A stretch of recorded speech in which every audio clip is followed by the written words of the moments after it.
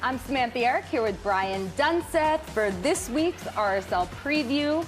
This weekend, RSL hits the road, head to the Colorado Rapids for the first round of the Rocky Mountain Cup. Yep. Something you've been a part of. We'll talk about that later. Okay. First up, RSL dropped some points at home last weekend, so there's no better time like now to start picking up points on the road. Yeah. How did they get it done this weekend?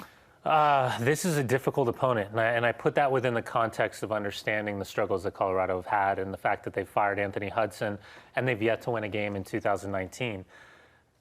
It's a difficult situation because you're not really sure what you're going to get from the Colorado Rapids. Listen, it's a Rocky Mountain Cup rivalry. It's against Real Salt Lake. It's at home. So all of these things kind of factor into the momentum and the desire and what the start of the match will look like.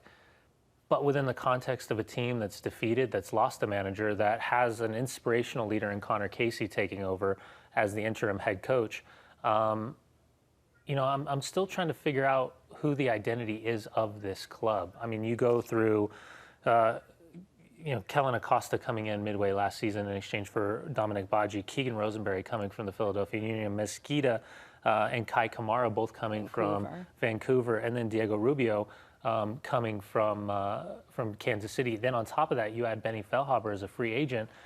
I expected more from this team. I was going to ask you, are you surprised by with so much MLS vet experience with that group? I am, but defensively, the same problems have been there for the last year and a half for Colorado. And it's not an individual thing, it's kind of a collective thing. And some of the chances that this team finds itself conceding, or at least affording the opponent an opportunity to punish them, is mind-boggling at times. But I still think this is a much better group of players than the record indicates. I mean, that's pretty obvious. But the question is, can they kind of turn the ship, or are they kind of like a cat that's been backed into a corner? You don't really know what to expect. If it's going to come out flying, I would expect that first 15 minutes at Dick's Sporting Goods Park to be a really rough and tumble first 15 minutes that Colorado just looking to get some type of confidence and look to get that early goal. Well, for RSL, they're coming off back-to-back games where they fight back in the second half to equalize, and then the game goes a different direction. Yeah. They seem to be in control, but then they concede that game-winning goal. How did they start, fixing that? When you played, how did you approach closing out games? It's small margins, especially in the Western Conference. And I think the one thing that we've learned is that if you can't capitalize on the mistake of your opponent, and this is by no means just on Albert in the penalty that was saved, because I still think it was a well-taken penalty, and I think it was an even better save by Steve Clark. But these margins, and Mike talked about it in the pregame, you talked to multiple defenders about this in the pregame, what Diego Valeri and Sebastian Blanco, bring to the table. And can you close down that extra half yard? Can you apply that pressure sideways, backwards, from the front, just to force them into making another decision, not maybe their primary decision? And fortune, right? So Blanco doesn't get closed down quick enough. He gets a good shot on frame. Putna, if he has the opportunity again, I think he kind of pushes wide as opposed to but it comes in so fast and the reaction's there. And then Blanco jumps and hits it with his left. It's a good goal. And then Valeri, we both know Diego Valeri's impact as a player, and then in the community for Portland. But that finish is typical Valeri. Now, the technique is superb. With a little bit of fortune, goes through two defenders and somehow picks out that far post. But on the run of play, I thought Real Salt Lake was the better team. Right. But in those crucial moments, what Portland was capable of doing and finding the back of the net, that unfortunately is the differentiator in these final moments. So how do you kind of regroup heading into this weekend, knowing that you were the better team in moments? It comes down to a few, the margins. Yeah. Mentally, how do you get ready? How do you brush that off and say, we can do this moving forward?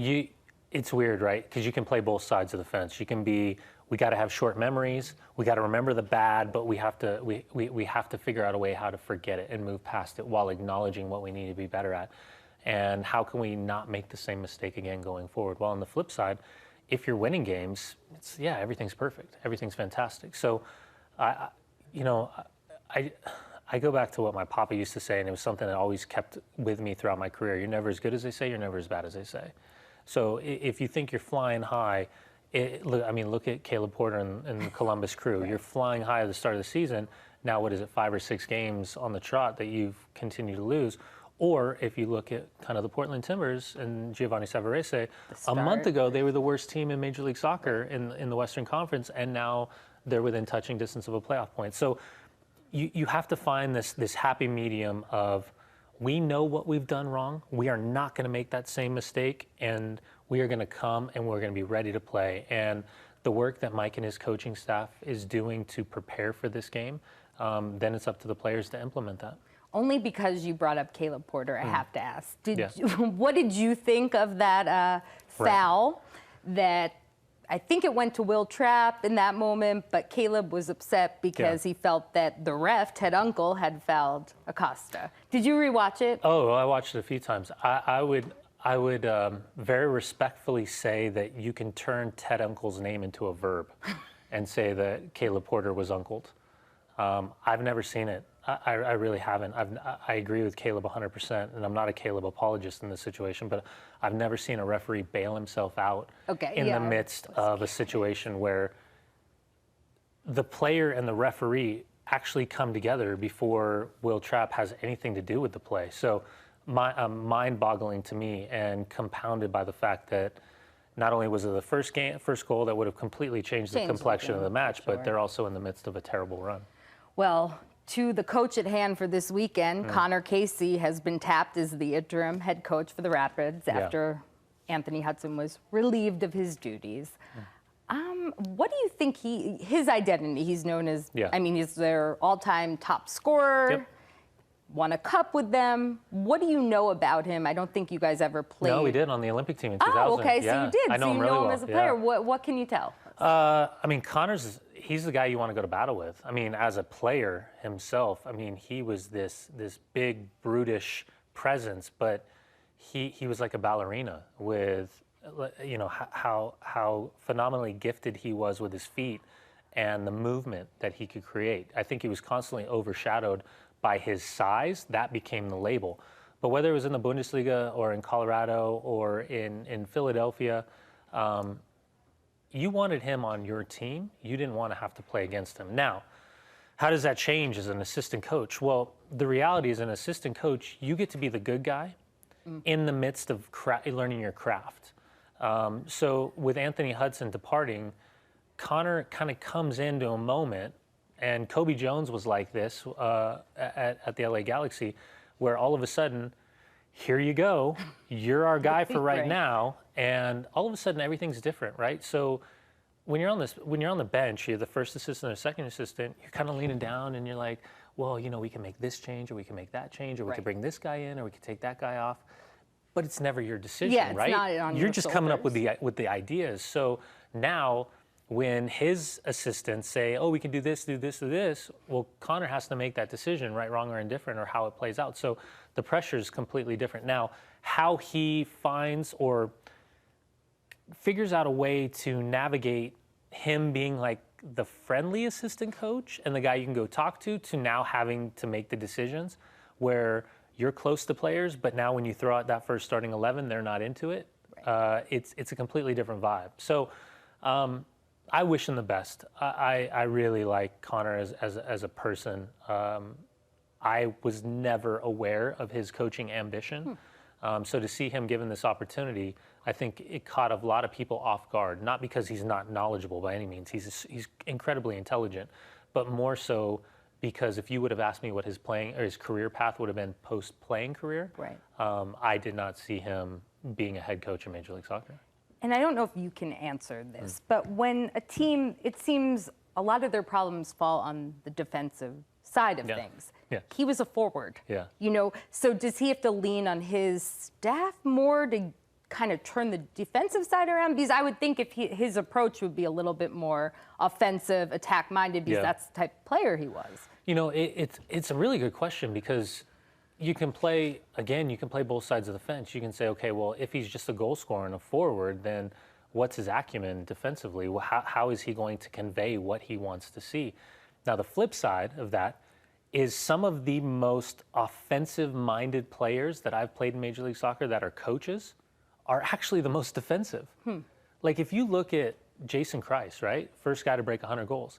His whole structure was based on his back four in the diamond, and that was the provider for everything going forward. So he had this baseline. When I look at Preki wouldn't play a lick of defense. He'd be like, nah, buddy, play it to my foot. What are you doing? And outside of that, you would just be running your tail off for 90. Preki was one of the most defensively shaped and minded type of coaches out there. So maybe it's that they know how they can get killed if they don't have a team that actually runs. So, you know, what I would imagine, obviously not being there, what I would imagine is that Conor would have ideas of how he wants his team to play, what his shape and his identity, whether it's a back four or a back three. If he's going to play with two holding midfielders, he's going to play with a single number 6. All of these things will be a preferential style of play, a hypothetical. But then putting it into action. How can you, and this is a very, very difficult thing that goes completely under the radar, as a head coach, how can you convey what you want or what you need or what you have to see? Because even some of the greatest players in the world, when they become managers, they see it, but they can't convey, they know what to do, but they can't tell other people how to do it. Well, we'll have to see how that plays out. Lastly, Rocky Mountain Cup. What does that mean to someone on RSL, on Colorado? I mean, you've taken part in this matchup. Just what the rivalry means to the players.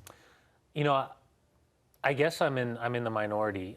It used to mean a lot. It really did.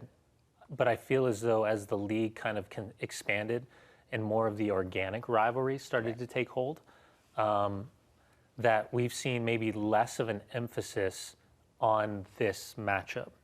Now, it still matters. It really does. And you talk to the fans on both sides, and they'll tell you, yeah, it matters. It's a trophy, and trophies should matter. And lifting a cup, a Rocky Mountain Cup in particular, is bragging rights.